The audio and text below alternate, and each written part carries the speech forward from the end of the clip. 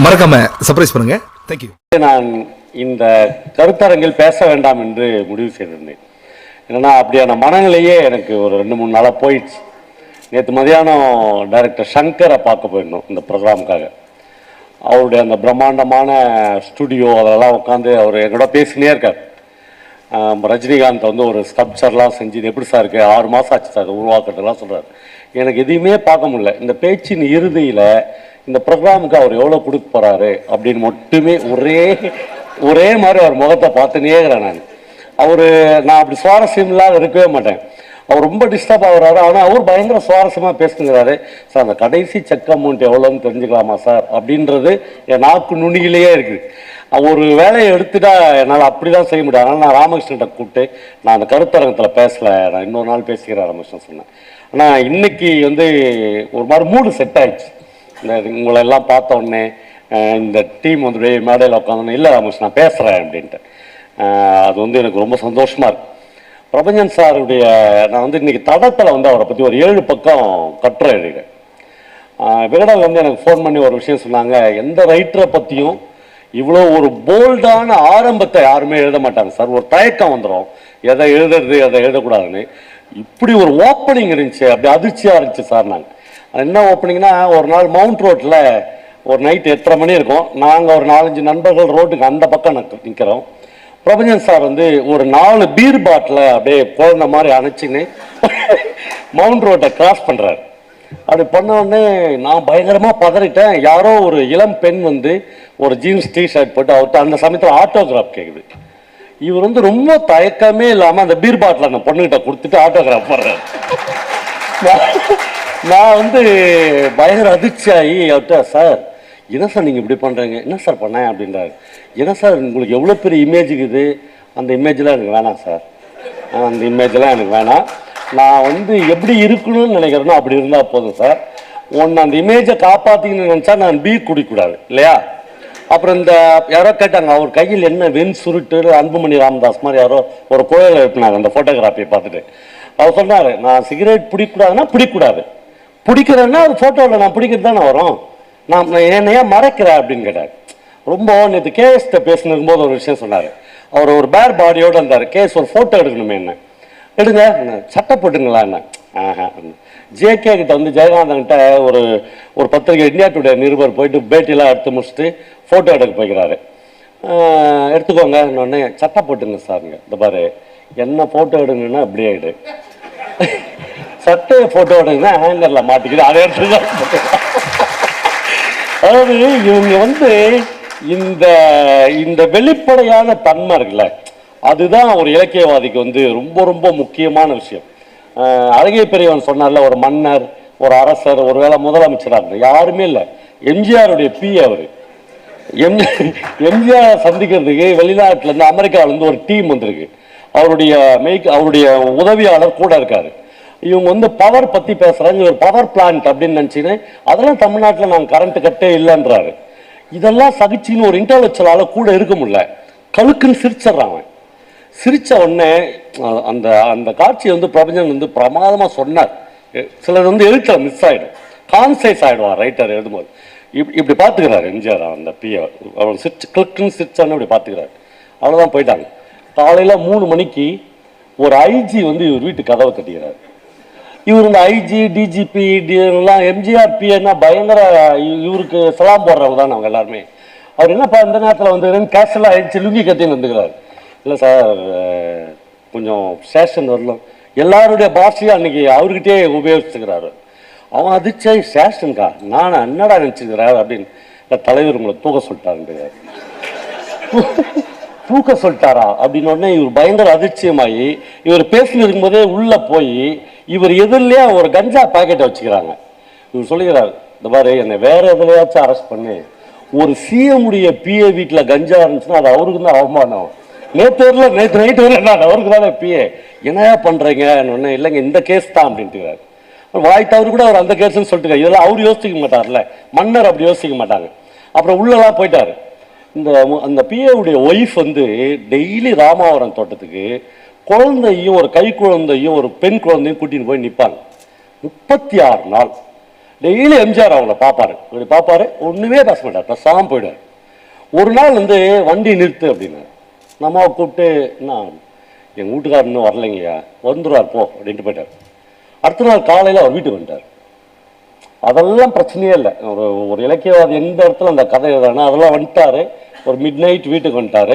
அடுத்த நாள் காலையில் எழுந்துச்சு குளிச்சுட்டு செக்ரட்டரியேட் போயிட்டார். அவர் செக்ரட்டரியேட் போய்ட்டு அவர் சீட்டு இருக்குல்ல, 36 நாள் காலியாக தானே இருக்கும் அந்த சீட்டு. அந்த சீட்டில் உட்காந்து வேலை பார்க்குறாரு. எதுவுமே நடக்கலை. சிஎம் வர்றார் காலைல 11 மணிக்கு. எல்லாரும் எழுந்துச்சு நிற்கிற மாதிரி அவர் எழுந்துச்சு நிற்கிறார். அவர் ஒரு தோளில் தட்டி, என்ன மூர்த்தி ரொம்ப நாள் ஆளே காணா அப்படின்ட்டு. அதாவது இது வந்து ஒரு அரசு பயங்கரவாதம் நம்ம சொல்லுவோம்ல, ஒரு புன்னகை, ஒரு சிரிப்பு, அப்படி ஒரு ஆள் விழுந்தா என்ன மூர்த்தி ரொம்ப நாள் ஆளே காணா அப்படின்ட்டு போறதுக்கு இல்லை, அதோட சைலண்ட் வச்சு அவரை சாவடிச்சிடலாம். அந்த மாதிரியான ஒரு நுட்பத்தை வந்து ரைட்டர்ஸ் வந்து எழுத மாட்டான். எழுதும் போதே உங்களுக்கு எம்ஜிஆர் ஞாபகம் வரும், எழுதும் போதே இப்ப இருக்கிற டிஜிபி ஞாபகம் வரும், எழுதும் போதே இன்னொரு ஆள் நம்ம வீட்டுக்குள்ள நுழைஞ்சு கஞ்சா பாக்கெட் வச்சுட்டா நாம் என்னடா பண்றது, எத்தனை நாள் நம்ம ஒய்ஃப் போய் ராமாவரம் தோட்டத்துக்கு பதில் மற்ற எங்கத்துல நிக்கிறதுன்னு தோணும். ஆனால் இதெல்லாம் ஒரு ஒண்ணுமே இல்லை அப்படின்னு நினைக்கிற திராணி உள்ள ஒருத்தருக்கால அவன் தான் ரைட்டர். அவன் தான் இந்த சமூகத்துக்கு மேல வந்து நிற்கிற ஒருவனாக இருக்கிறான். பிரபஞ்சனுடைய கதைகள்லேயே ரொம்ப வசீகரமான, அப்படியே வாழ்க்கை முழுக்க சொல்ற மாதிரியான ஒரு 10 கதைகளை என்னால் சொல்ல முடியும். மறுபடியும் எனக்கு ரொம்ப 2 கதை இருக்காரு. மனுஷின்னு ஒரு கதை, ஒரு மனுஷின்னு ஒரு கதை. இந்த ஒரு மனுஷின்ற அந்த கதை வந்து மனித அன்பை வந்து இதுக்கு மேலே எப்படி ஒரு ரைட்டரால் சொல்ல முடியும்னு தோணும். ஒரு பத்திரிகையில் ஒரு ஃபோட்டோகிராஃபர் வேலை பார்ப்பான். அவனுக்கு அன்னைக்கு வந்து ஒரு 15 ரூபா வேணும். அந்த எடிட்டர்கிட்ட போய் சப் எடிட்டர்கிட்ட கேட்பான், செக் போட்டாச்சு மூர்த்தி, ஆனால் நாளைக்கு தான் கிடைக்கணும், ஆனால் இன்னைக்கு வேணும் அவனுக்கு. அவனுக்கு என்னடா பண்ணுறதுனே தெரியாது. பாக்கெட்டில் பார்க்க தான் 2 ரூபா 3 ரூபா தான் இருக்கும். அப்படியே நடந்து போவான். ஒரு பொண்ணோட ஞாபகம் வரும் அவனுக்கு. இந்த பொண்ணு இந்த ஊருக்கு வந்து நடிக்கிறதுக்காக வந்திருக்கா. அவளை முத நாம தான் ஃபோட்டோ எடுத்து ஒரு பத்திரிகையில் அட்டைப்படுத்தல போட்டோம். அவள் இப்போ எங்கே இருப்பான்னு யோசிப்பான். நேராக நடந்து அவள் வீட்டுக்கு போய் இருப்பான். பஸ்ஸில் டவுன் பஸ்ஸில் கூட போக மாட்டான். நல்ல மத்தியான நேரம் போனால் அவள் படுத்துங்கப்பா வீட்டில் தனியாக ஒரு மாடியில். இவன் போய் எழுப்போம், என்ன மூர்த்தி அப்படின்னு கேஷுவலாக எழுந்திருப்பா. ஒன்றும் இல்லை, அவசரமாக மேக்கப் பண்ணுவா. ஒரு பத்திரிகையில் உன்னை பற்றி நிறைய ஃபோட்டோஸ் எடுத்து சொல்லிக்கிறாங்கன்னு ஒரு அசைன்மெண்ட் சொல்லுவோம். அவள் எழுந்துச்சி ரெடியாகி லிப்ஸ்டிக்லாம் போட்டு வந்து போதுமா அப்படின்னு நிற்பான்.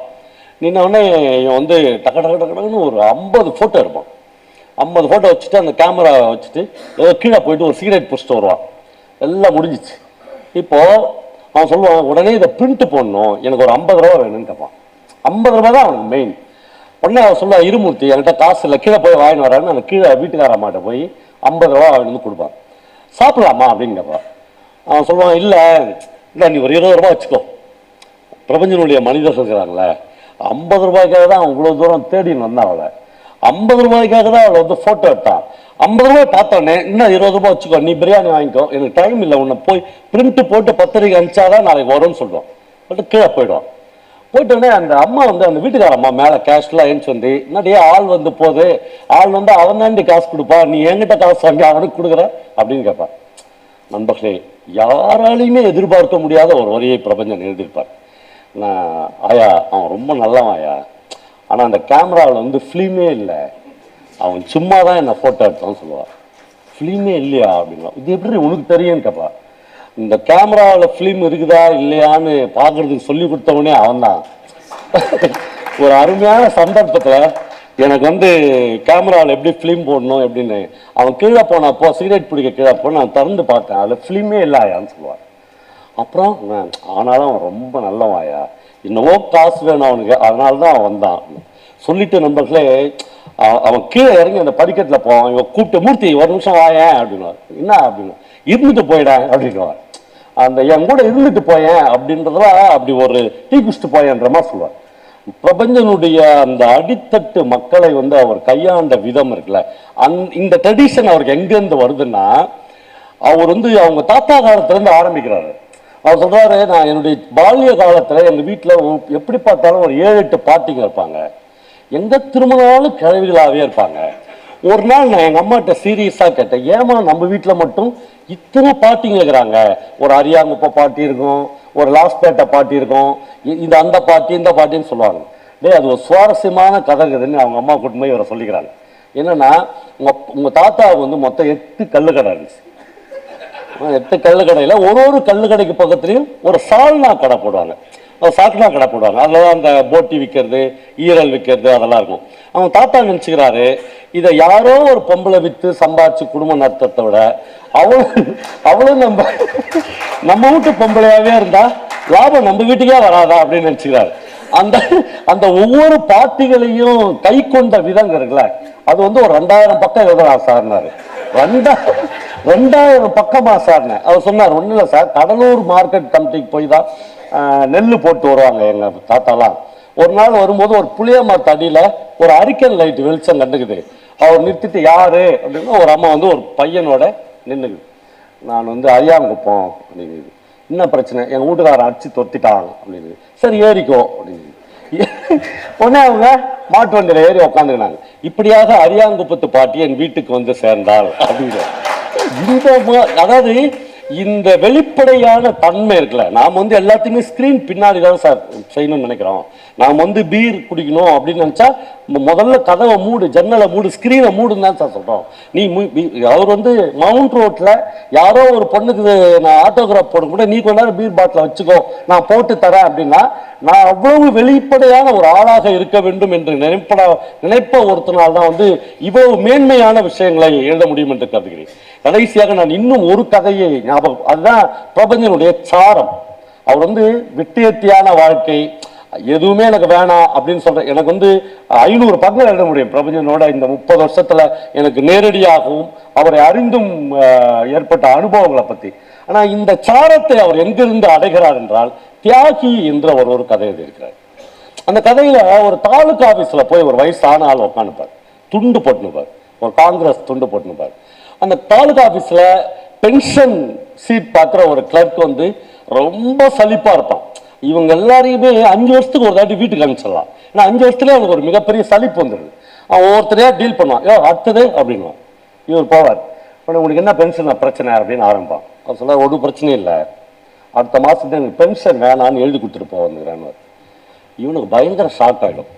காசு வேணான்னு எழுதி கொடுக்குற ஒருத்தனா அப்படின்னு ஆகிடும். உனக்கு இப்போ பென்ஷன் வருது இல்லை அப்படின்னு கேட்பான். இல்லை 7 வருஷமாக வாங்குற, அடுத்த மாதம் வேணாம் அப்படின்னு. வேணாமா, ஏன்? இல்லை என் பையன் போன மாதம் கவர்மெண்ட் வேலைக்கு போயிட்டான். வேலைக்கு போயிட்டா விட பென்ஷன் வாங்கிக்கலாயா அப்படின்னு அவன் சொல்லுவான்.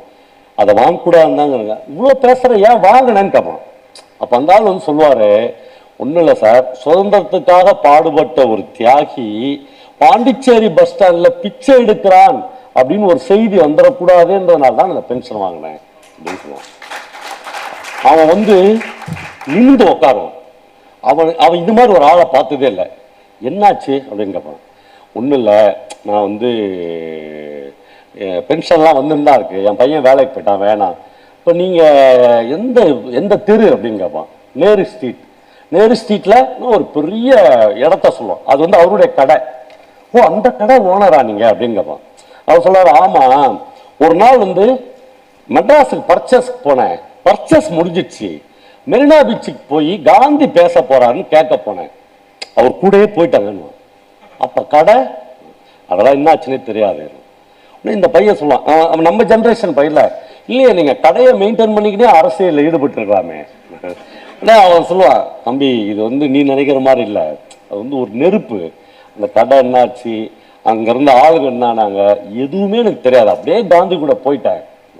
சரி, சுதந்திரம் அடைஞ்ச பிறகு உங்களை யாரும் கவனிக்கலையா அப்படிங்கிறோம். சச்சா, அப்படிலாம் நன்றி கட்ட சமூகம் இல்லை அது. இந்த டிரான்ஸ்போர்ட் மினிஸ்டர் எல்லாம் பாண்டிச்சேரியில் அவர் வந்து பதவியேற்றோடனே முதல்ல என்ன தான் கூப்பிட்டு அனுப்பிச்சாரு, மெட்ராஸ் டு பாண்டிச்சேரி ரூட்டில் ஒரு 4 பஸ்ஸு போட்டு தரேன் நீங்கள் எடுத்துங்கன்னு சொன்னார். உடனே நம்பால், அது பொன்முட்டைடுற வார்த்தாச்சேப்பா அந்த ரூட்டு. இவன் சொல்லுவான், இவன் வந்து வேற ஆளாவே இருப்பான். அவர் சொல்லுவார், சச்சா அதெல்லாம் இல்லை, செஞ்ச வேலைக்கு கூலி வாங்கிறது கிடையாது என்னுடைய வேலை அப்படின்ட்டு. அவர் ஏன் டிரான்ஸ்போர்ட் மினிஸ்டர் மட்டும் உன்னை கரெக்டாக கூப்பிட்டாரு பெரியவரை அப்படிங்கிறவன். அவன் தான் இப்போ நம்ம கடையில் டீ வாங்கி கொடுக்குற பையன். அவன் வந்து டிரான்ஸ்போர்ட் மினிஸ்டர் ஆயிடுவான். எல்லாமே வேறையா சமூகம் வந்து அப்படியே பிரிச்சு போட்ட மாதிரி மாறிட்டு இருக்கும்.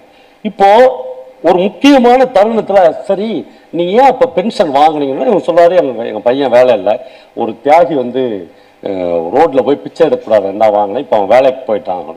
இவன் சொல்லுவான் ரூல்ஸில் பையன் வேலைக்கு போயிட்டா பென்ஷனை வாங்கக்கூடாதுலாம் ஒன்றும் இல்லை பெரியவரை, அதை அப்படியே மெயின்டைன் ஆகட்டும்னுவான்.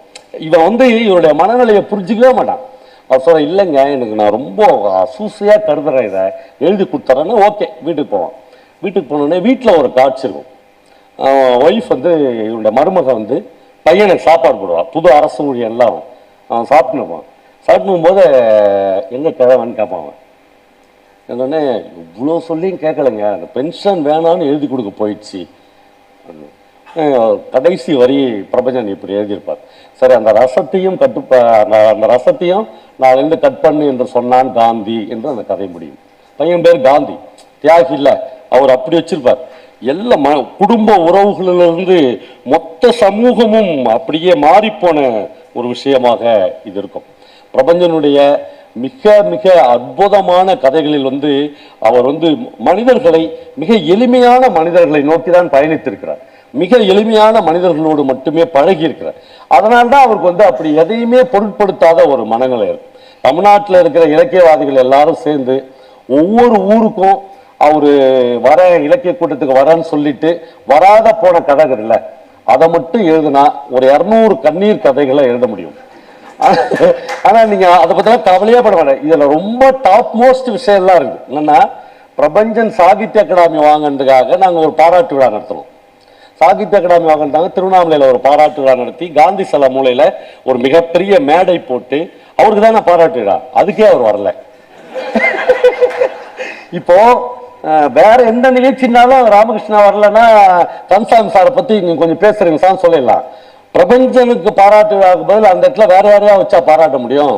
நான் ஒரு 2 நாள் பொறுத்து அவரை பாண்டிச்சேரியில் சந்திக்கிறேன். சார் உங்க கூட்டத்துக்கே நீங்க வரலையா சார் அப்படின்னு. அவர் அடுத்த சரவண பவன்ல நல்ல காஃபி கிடைக்கிற சார்ன்றார். அதாவது இதெல்லாம் அவருக்கு ஒரு விஷயமே இல்லை. இந்த பாராட்டு இந்த மாதிரியான ஒரு எளிமையான வாழ்க்கை தான் அவருக்கு ரொம்ப முக்கியமான விஷயமாக இருக்கிறது. இன்னும் ஒரு நிமிஷம், பிரபஞ்சனுக்கு வந்து இந்த உலகத்துல பிடிக்காத ஒரு பட்சணம், பிடிச்ச பட்சம்னா அது மீன் தான். இன்னும் அந்த மீன்ல வந்து ரொம்ப சுவாரஸ்யமான விஷயங்களாங்க. அவங்க அப்பா வந்து மாசத்துல 30 நாள்ல 29 நாள் மீன் சாப்பிடுறான். ஒரு நாள் அமாவாசைக்கு மதியானம் மட்டும் அவங்க வீட்டில் சைவம் இருக்குமா. நல்லா பூஜைலாம் பண்ணிட்டு சைவ சாப்பாடு வச்சோடனே அதை சாப்பிட்டு இருக்கும்போதே அவங்க அப்பா சொல்லுவாராம், ஐயோ அப்பா இடுப்பு ஒலிக்குதேன்னு வரான், ஐயோ கையே இந்த தோலே தூக்க முடியலேன்னு வரான். அவங்க அம்மா வந்து ரொம்ப சலிச்சுக்கிட்டு அட படுபாவி ஒரு வேலை தானேயா அப்படின்ட்டு பை எடுத்துன்னு போவாங்களாம். போயிட்டு சுதும்பு மீன் வாங்கிட்டு வருவாங்களாம். சுதும்பு மீன் வாங்கிட்டு வந்து ரொம்ப அழகாக எழுதியிருப்பார். அந்த குழம்புல போட்டோடனே ஒரு கை கால் எல்லாம் சரியாயிடுமா, சாப்பிட்டுலாம் இல்லை. அந்த மாதிரி மீன் மீது ஒரு ரொம்ப சுவாரஸ்யமான ஆள் அவர். அவருக்கு பிடிக்காத ஒன்று வந்து இட்லி. நீங்க வந்து நான் 3 நாளாக அவர் கூட காலைல டிஃபன் சாப்பிட்றேன், இட்லி ஆர்டர் பண்றாரான்னு பார்ப்பேன். பொங்கல் வடைன்னுவார். ஏன்னா அவர் என்னன்னா தமிழன் வந்து ஒரு கிரியேட்டிவிட்டியில எவ்வளவு ஒண்ணுமே இல்லாத ஆளுன்றதுக்கு அவன் மனித குலம் தோன்றதுலேருந்து இட்லியை ரவுண்டாவே சுட்டுனுக்கிறான். இன்னும் கொஞ்சம் சைஸை மாற்றணும், ஒரு அளவு மாற்றணுங்களோ அவன் யோசித்ததே இல்லை அப்படின்னு தோணும். 2வது பாண்டிச்சேரி பல்கலைக்கழகத்தில் அவர் ப்ரொஃபஸர் போஸ்ட் கொடுத்தாங்க, அதை விட்டார். விட்ட உடனே விகடனா நினைக்கிறோம் பேட்டியில் கேட்குறாங்க, அவர் ஏன் சார் அந்த ப்ரொஃபஸர் போஸ்ட்டை விட்டீங்கன்னு கேட்குறாங்க. இட்லி தான் காரணன்றார். ப்ரொஃபஸர் போஸ்ட்டை விட்டதுக்கு இட்லிக்கு என்ன சம்பந்தம்னா அவர் சொல்கிறார், சார் நான் வந்து எங்கேயாவது விட்டேத்தியா சுற்றி அடித்து மதியானம் வந்து மீன் குழம்பு சாப்பிட்டு கல் குடி அப்படி இருக்கிற ஆள் சார். எங்கள் வீட்டில் நான் எனக்கு பேராசிரியர் பதவி அப்படின்னு முடித்தோடனே டெய்லி எங்கள் வீட்டுக்காரம்மா 4 இட்லி கொஞ்சம் சட்னி போட்டு ஒரு டப்பாவில் குட்டான்னு சொல்கிறாங்க. கரெக்டாக 12:30 மணிக்கு ஆனவுடனே ஸ்டாஃப் ரூமில் எல்லா பேராசிரியர்களும் பிரிக்கிறாங்க, எல்லாமே தயிர் சாதமாக இருக்குது. அப்படியே அதிர்ச்சியாக இருக்குது சார், உணவுன்றது இப்படியா சார்ன்ற. அப்புறம் ஒரு என்னைக்கு தரனாலும் எனக்கு ஏதாவது மாறுதல் இருக்குமானா ஒரு மாறுதல் இல்லை. இட்லி சைஸில் எப்படி மாறுதல் இல்லையோ அதே மாதிரி மதியம் சார் காலையிலையும் இட்லி மதியானமும் இட்லின்னா மனுஷன் ஏன் சார் வாழணும்? நான் ரிசைன் பண்ணிட்டேன் சார். நீங்கள் பேராசிரியர்கள் வந்து எதையோ தாங்கிங்க 58 வயசு வரலும் வேலை பார்த்து ஃபுல் பென்ஷனுக்கு எலிஜிபிள் ஆகி அப்புறம் பென்ஷன் சாகிற வரலும் வாங்குறதுக்கான கணக்குல செத்து போகிறான். ஆனால் ஒரு இட்லியை எத்தனை வருஷம்டா சாப்பிடணுன்றதுக்காக தூக்கி போடுறான்ல அவனுக்கு தான் விழா நடக்கும். எந்த பேராசிரியருக்கும் மிக நிச்சயமாக விழா வந்து நடக்கவே நடக்காது. அதனுடைய இந்த இடத்தினுடைய எஃபெக்ட் தான் பிரபஞ்சனுடைய குமாரசாமியின் பகல் பொழுது. நண்பர்களை தயவு செய்து அரசு ஊழியர்களாவது கவர்மெண்ட்ல வேலை பார்க்குற டீச்சர்ஸ் அல்லது கவர்மெண்ட் சர்வன்ஸ் இருக்காங்கல்ல, அவங்க தங்களுடைய வேத மாதிரி வச்சு ஒரே ஒரு தடவை அந்த கதையை படிச்சிருங்க. இந்த குமாரசாமியின் பகல் பொழுதுனா என்ன, பகல் பொழுதுகளில் உங்கள் தெரு எப்படி இருக்கும், நீங்கள் கவர்மெண்ட் ஆஃபீஸுக்கு போயிட்ட பிறகு உங்கள் தெருவில் யானை வருமா, யானை வரும்போது அதை பார்க்கறதுக்கு லலிதா காக்கா ஜன்னலை திறந்து பார்ப்பாளா, யானையை பார்க்குற மாதிரி அவளை பார்ப்பானா, இந்த இவ்வளவு அதிசயங்களும் அற்புதங்களும் நிகழ தெருக்களை மறந்துட்டு தான் நம்ம கவர்மெண்ட் ஆஃபீஸில் லஞ்சம் வாங்கினோம் அல்லது வேலை பார்த்தோம். இவ்வளவு அருமையான ஒரு படைப்பாளிக்கு இன்றைக்கு தமிழ் சமூகம் எடுக்கிற இந்த விழா என்பது வரலாற்றில் என்றென்றைக்கும் நிற்கக்கூடியது என்று சொல்லி முடித்துக்கொள்கிறேன்.